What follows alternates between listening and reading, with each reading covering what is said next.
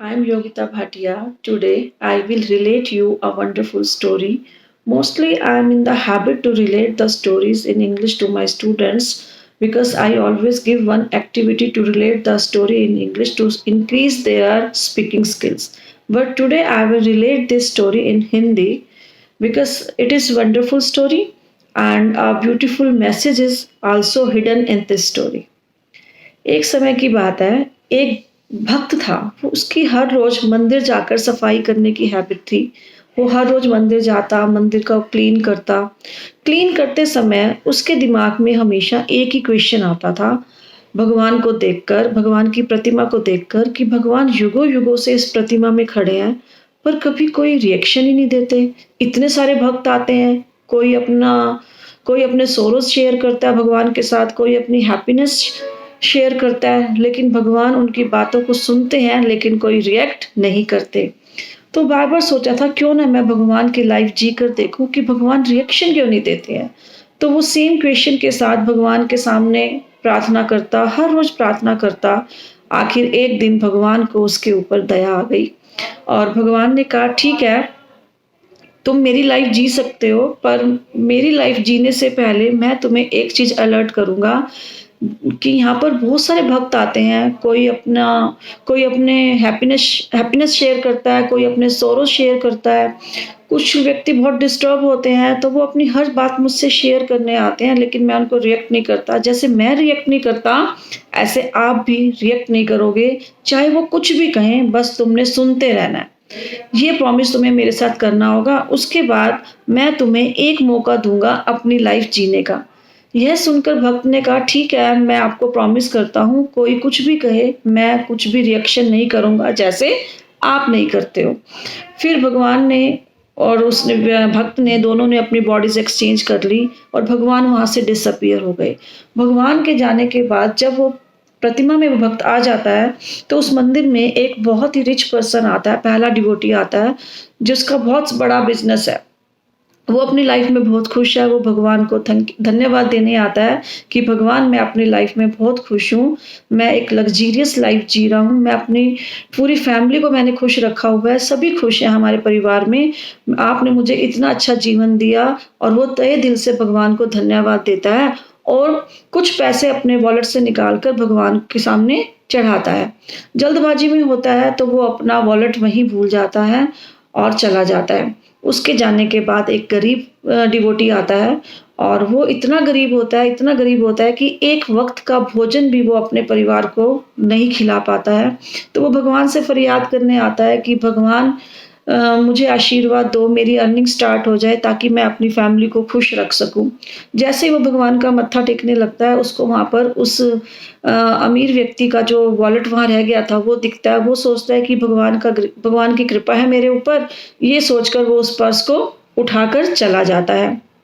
उसके जाने के बाद एक तीसरा व्यक्ति आता है, वो नेवी ऑफ़िसर होता है और वो भगवान से आशीर्वाद लेने आता है क्योंकि वो 1 महीने के लिए किसी समुद्री यात्रा में जा रहा होता है और वो भगवान से विनती करता है कि मेरी समुद्री यात्रा को सक्सेसफुल बना देना और वो ब्लेसिंग लेता है भगवान से और ब्लेसिंग लेकर जब वो वहाँ से जाने लगता है, इतने में जो रिच पर्सन होता है, वापिस आ जाता है क्योंकि उसको अपना पर्स याद आ जाता है कि मैं जल्दबाजी में मंदिर में छोड़ आया हूँ, तो वो उठाने आता है। तो जब वो पर्स उठाने आता है तो पर्स वहाँ नहीं होता है। वो सोचता है कि मेरे जाने के बाद यही जो डिवोटी खड़ा है, यही आया होगा, ज़रूर इसने मेरा पर्स चुराया। वो उस पर शक करता है और उससे क्वेश्चन पूछता है कि क्या तुमने मेरा पर्स चुराया? मैं यहाँ अभी छोड़ गया था और मेरे बाद शायद तुम ही आए हो। तो नेवी ऑफ़िसर ने कहा नहीं, मैंने आपका पर्स देखा भी नहीं है, ना चुराया है। और लेकिन उस रिच व्यक्ति को चैन नहीं था, वो फटाफट पुलिस को फ़ोन कर देता है और 2-4 मिनट में पुलिस वहाँ आ जाती है और उस नेवी ऑफ़िसर से पूछताछ करती है। नेवी ऑफ़िसर पुलिस को भी सेम आंसर करता है कि मैंने इनका पर्स नहीं देखा है, ना मैंने चुराया है, पर पुलिस उस पर शक करके उसको गिरफ्तार करने लगती है और जेल ले जाने लगती है। अब ये सब चीज़ें जो प्रतिमा के अंदर डिवोटी था, वो सब देख रहा होता है। पहले तो उसको भगवान से वो प्रतिक्रिया करना चाहता है और लेकिन उसके दिमाग में भगवान को किया हुआ प्रॉमिस याद आ जाता है। लेकिन जैसे ही वो देखता है कि नहीं क्या कहते हैं नेवी ऑफ़िसर के साथ न्याय नहीं हुआ है, तो वो एकदम से बोल उठता है सभी रुको, मैं भगवान बोल रहा हूँ और मैं सब जानता हूँ क्योंकि मैं यहाँ खड़ा होकर सब ऑब्जर्व कर रहा था। जो ये नेवी ऑफिसर है, इसने पर्स को नहीं चुराया है। नेवी ऑफिसर से पहले एक गरीब डिवोटी आया था, उस पर्स को उस गरीब भक्त ने चुराया है। इसने नहीं चुराया, ये बिल्कुल इनोसेंट है, आप इसको छोड़ दो। इतना सुनकर पुलिस उसको छोड़ देती है और वो प्रतिमा में जो भक्त होता है वो कहता है कि वो गरीब व्यक्ति ज़्यादा दूर नहीं गया होगा, मंदिर के बाहर ही होगा, आप उसे जाकर पकड़ो। वो दोषी है, वो कल्प्रिट है। अब पुलिस जाकर उसे गिरफ्तार कर लेती है और जो प्रतिमा के अंदर जो भक्त होता है वो बहुत खुश हो रहा होता है कि आज तो मैंने बहुत अच्छा काम किया, आज मैंने गलत को आज मैंने सब मामला ठीक कर दिया। अगर गलत मामला हो जाता तो सबको भुगतना पड़ता, तो भगवान मेरे इस काम से बहुत खुश होंगे कि मैंने बहुत अच्छा डीड किया है। तो जब रात को भगवान आते हैं तो भगवान उससे पूछते हैं कि आज का दिन कैसा रहा? तो वो सारी बातें बताता है भगवान को कि ऐसे-ऐसे डिवोटी आए थे और ये सब हुआ। ये सुनकर भगवान कहते हैं कि तुमने तो हर चीज़ खराब कर दी। अब वो क्या कहते हैं जो डिवोटी होता है, जो भगवान की प्रतिमा में खड़ा होता है, वो कहता है कि वो कैसे? मैंने तो सारा मामला ठीक कर दिया, मैंने तो सबको न्याय दिलवाया।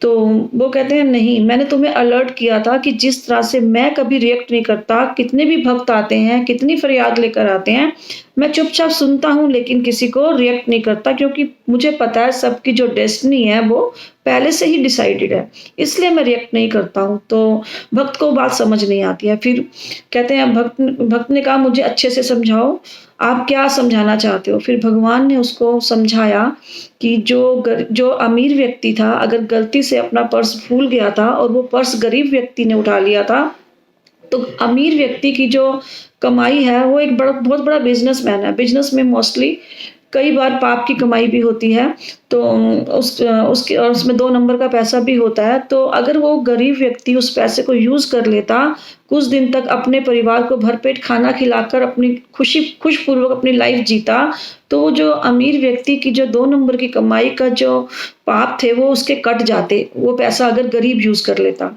और अगर नेवी ऑफिसर को जेल हो गई थी, तो वो जेल चला जाता, तो वो समुद्री यात्रा में जाने से बच जाता क्योंकि जिस समुद्री यात्रा में वो जा रहा है, वहाँ पर एक बहुत बड़ा तूफ़ान आने वाला है और वो उस तूफ़ान में बचने वाला नहीं है। अब क्या होगा? उसके बच्चे अनाथ हो जाएँगे, उसकी वाइफ़ विडो हो जाएगी, उनका पूरा परिवार आपने खराब कर दिया रिएक्ट करके। और अमीर व्यक्ति के जो पाप कटने थे वो भी नहीं कटे, गरीब व्यक्ति जो कुछ दिन भर पेट खाना खा लेता अपने परिवार के साथ, वो भी उसको नहीं मिलेगा। तो इसलिए मैंने कहा था कि तुमने रिएक्शन नहीं देना और यही रीज़न है कि मैं कभी रिएक्ट नहीं करता क्योंकि हर किसी की जो डेस्टिनी है वो पहले से ही डिसाइडेड है। हमारी लाइफ में इस कहानी से हमें क्या शिक्षा मिलती है?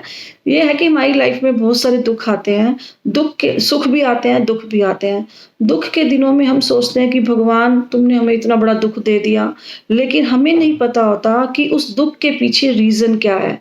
और उस कुछ समय दुःख का होता है, अगर हम भगवान को याद करते रहें, तो वो दुःख जो होते हैं कुछ अच्छा लेकर ही आते हैं लाइफ में। आप सभी इस कहानी को सुनकर अपना एक्सपीरियंस भी देख सकते हो कि जब-जब लाइफ में दुःख आते हैं, तो उसके बाद हमारा समय अच्छा आता है और हर बुरा एक्सपीरियंस हमें कुछ अच्छी शिक्षा देके जाता है, हमारे माइंड को और भी मैच्योर बना देता है। तो इस स्टोरी से हमें ये शिक्षा मिलती है कि लाइफ में जब भी कुछ होता है, वो अच्छे के लिए होता है। तो मैं होप करती हूँ कि आपको मेरी स्टोरी पसंद आई होगी। आप मेरे चैनल को सब्सक्राइब करना, लाइक करना, कमेंट बॉक्स में कमेंट भी लिखना। Thank you.